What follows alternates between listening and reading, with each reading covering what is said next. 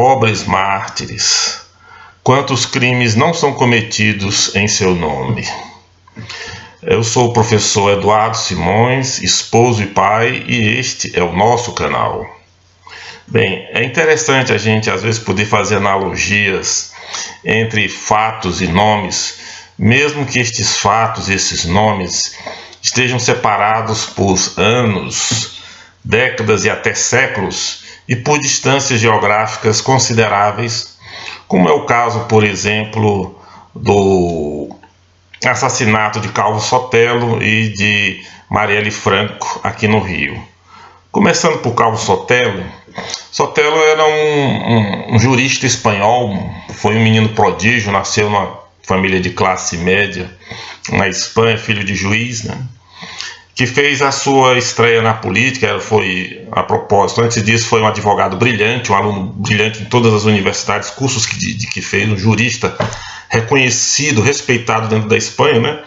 Que fez a sua estreia política na ditadura de Primo de Rivera, durante o reinado do último rei espanhol, Afonso XIII. E nesse governo ele já deu um toque do que a Espanha podia esperar desse jovem jurista, né?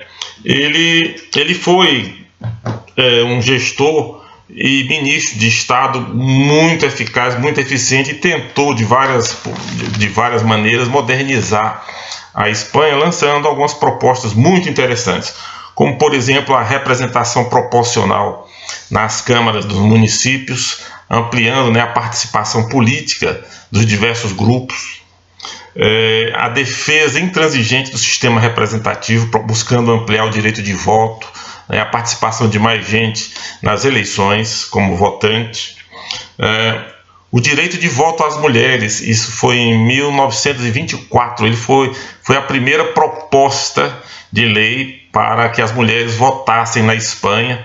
Infelizmente, essa proposta não conseguiu ir adiante por oposição dos outros partidos, das outras correntes. Ele batalhou também, já como ministro da Economia, das Finanças, pelo monopólio estatal do petróleo na Espanha, né? Ele tentou implantar um imposto progressivo, combateu muito a corrupção e pleiteou também a criação de um banco público, né? Medidas que hoje até seriam consideradas meio à esquerda, mas que naquela época eram um grande avanço e eram, de uma certa forma, necessários para a realidade social e econômica da Espanha. Pois bem, mas o que nos interessa mais em Calvo Sotelo é a sua participação vitoriosa nas eleições de 1936, eleições organizadas na Segunda República, né?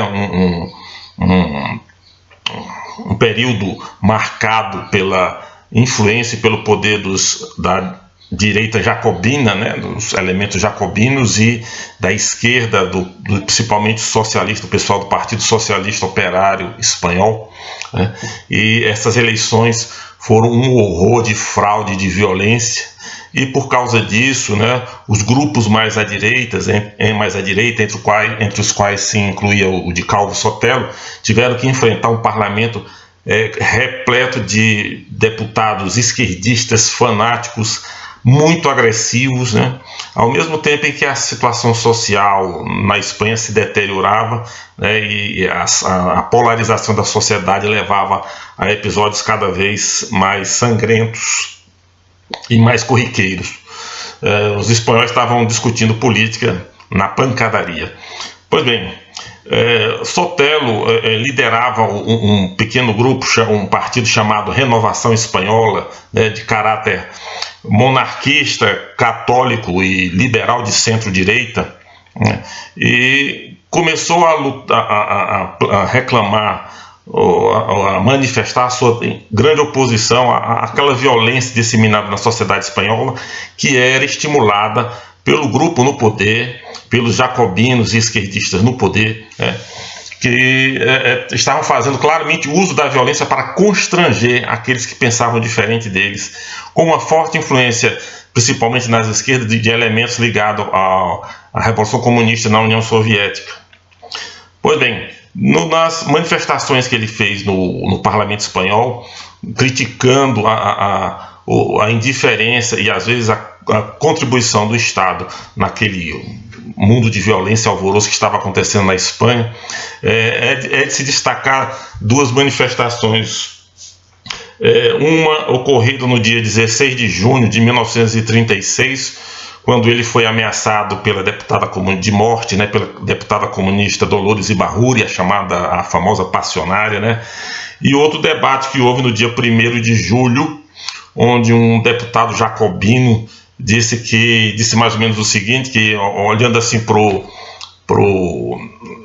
Calvo, ele encontrava justificativa para tudo, inclusive para um atentado que lhe privasse da vida.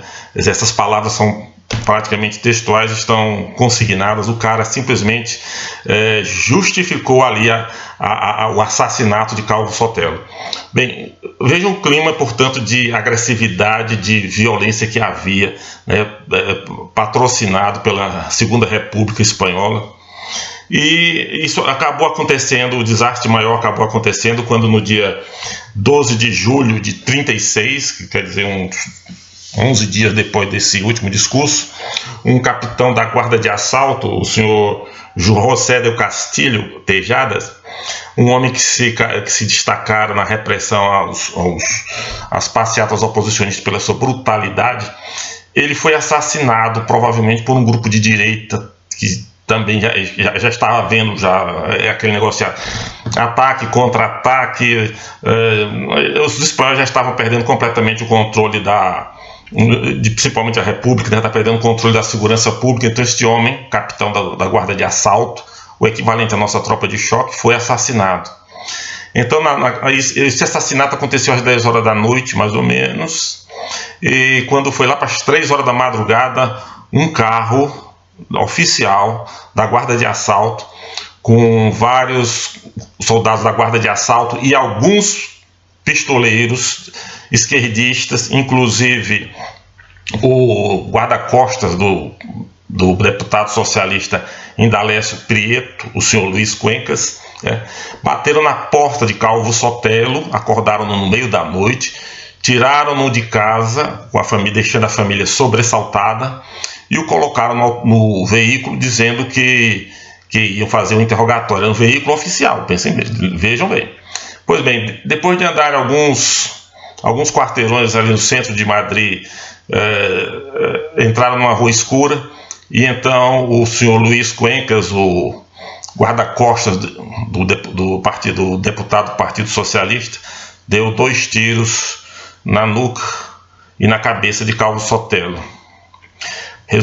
E não tiveram a menor decência, a menor complacência, a menor dignidade. Simplesmente pegaram o corpo dele e jogaram na calçada de um cemitério próximo, como se fosse assim um monte de lixo, um monte de carne, um animal. Ali ficou à disposição ali, inclusive, para os animais de rua mordiscarem o seu corpo. Foi uma coisa assim abominável, absolutamente abominável. Bom, o resultado desse assassinato brutal é que imediatamente o general Francisco Franco, que estava indeciso se fazia um levantamento ou não das Forças Armadas contra a Segunda República, resolveu entrar na luta. E a morte de Calvo Sotelo é sim o disparador, o gatilho que deu início à Guerra Civil Espanhola. Bom, você pode dizer, puxa, mas que morte mais inglória, morrer desse jeito e ainda provocar logo depois uma guerra civil? É verdade. A Guerra Civil Espanhola foi muito sangrenta, mas parece que não havia outro caminho a ser percorrido, né? Mas se você ver assim, a longo prazo, Calvo Sotelo foi um profeta, porque hoje, por exemplo, a Espanha é uma monarquia. Aquilo que Calvo Sotelo sonhava em 1936 e que ninguém queria saber, nem a direita, hoje é o que acontece na Espanha, né? E a morte dele serviu também para isolar da sociedade espanhola os elementos esquerdistas mais fanáticos, mais radicais, e hoje a Espanha é uma democracia razoavelmente sólida, né? Um país de primeiro mundo realmente, e isso em grande parte devido ao sacrifício de Calvo Sotelo. Só Deus sabe onde a Espanha teria acabado se esse governo da Segunda República tivesse continuado, né? Bem diferente, né, por exemplo, do que acontece aqui no nosso Brasil com a questão da Marielle Franco, o assassinato de Marielle Franco, né? Eu vi com horror no dia 14 de maio um grupo de manifestantes fanáticos, totalitários, de viés claramente esquerdista, interrompendo uma sessão no plenário da Câmara, onde estava sendo homenageada a Princesa Isabel, a grito, falando em resistência, em isso aqui, aquela velha cantilena, né, que o 13 de maio não gerou a libertação de fato dos negros, porque eles continuam pobres, continuam discriminados e tudo. É verdade. Mas é verdade também que no dia 22 de setembro, dia 7 de setembro de 1822, o Brasil se tornou só parcialmente independente, porque continuou economicamente muito dependente da Inglaterra e de outros agentes econômicos, de outros países econômicos mais fortes, economicamente mais fortes. Mas isso é razão para nós deixarmos de comemorar o 7 de setembro. Nós podemos negar que houve uma melhoria na condição do negro a partir do 13 de maio?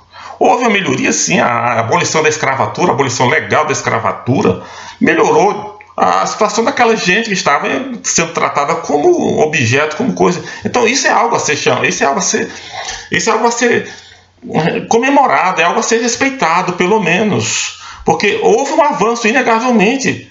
Pergunte se os escravos lá daquela época, os homens negros daquela época, preferiram continuar nas fazendas trabalhando, recebendo o tratamento que recebiam. Tanto melhorou, tanto fez diferença, que uma multidão enorme deles saiu, graças à lei, pôde sair das fazendas, onde sofreram tanto, onde tinham tantas lembranças amargas, e foram para as cidades. Ficaram em condições precárias, é verdade. É uma coisa que ainda precisa ser resolvida. Mas é inegável que houve mudança, que houve melhora, e este fenômeno, a saída em massa desses homens das fazendas, é uma prova disso. Isso tem que ser considerado, tem que ser respeitado. Pois bem, então no meio da manifestação contra a Princesa Isabel, contra aquela homenagem que se fazia, apareceram bandeiras com o rosto de Marielle Franco. Então é uma pena a gente ver que uma pessoa tão idealista como foi Calvo Sotelo na sua época, que morreu jovem de forma violenta, como aconteceu com Calvo Sotelo, está sendo usada aqui no Brasil pela causa errada, para lutar contra o Estado, contra aquilo que representa o Estado brasileiro, contra as tradições e a história do Estado brasileiro, omitindo a questão básica. Quem matou Marielle foram as milícias, e as milícias são contra o Estado, as milícias são um atentado ao Estado. Tentar associar a milícia ao Estado é fazer o jogo da milícia, é fazer o jogo da esquerda golpista. E, infelizmente, estão usando a imagem de Marielle Franco para dar suporte a essa loucura, a essa completa irresponsabilidade, a essa bizarria política. Então, a gente só pode torcer, né, para que as pessoas que realmente gostam da Marielle, que respeitam a sua memória, que percebam as circunstâncias em que ela morreu, usem da imagem dela, sim, mas para lutar pela causa certa, pelo fim das milícias, do banditismo, pelo retorno da segurança e do controle de um Estado institucional, de um Estado jurídico de direito no Rio de Janeiro, onde as pessoas possam viver em paz e a cidade do Rio de Janeiro se tornar novamente a cidade maravilhosa que foi no passado, onde de suas maravilhas desfrutavam brancos, negros e estrangeiros. Muito obrigado.